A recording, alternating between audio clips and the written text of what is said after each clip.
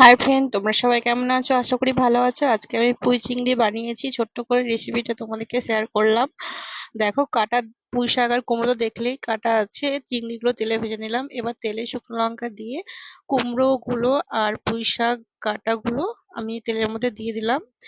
এটাকে তেলের মধ্যে দেওয়ার পরে আমি একটু হলুদ, একটু নুন আর একটু জিরের গুঁড়ো দিয়েছি, যেটা আমি ভিডিওতে দেখাইনি। এটা রান্না করা খুবই সহজ, বাট আমি প্রথম বানালাম আজকে, তাই আজকে রেসিপিটা তোমাদের সঙ্গে হালকা করে শেয়ার করলাম। এটাকে আমি নাড়াচাড়া করে ঢেকে দেবো। 10 থেকে 15 মিনিট ঢাকার পরে এটাকে আমি ঢাকনাটা তুললাম। দেখো, কালারটা এত সুন্দর আর এটা সেদ্ধ হয়ে গেছে। তবে তোমরা একটা জিনিস খেয়াল করো না, আমি এই মানে তরকারিটায় কিন্তু একটু জল দিইনি, ঠিক আছে? এত সুন্দর সেদ্ধ হয়েছে, মানে বলার নেই। এবার ভাজা চিংড়িগুলো আমি ছিটিয়ে দিলাম।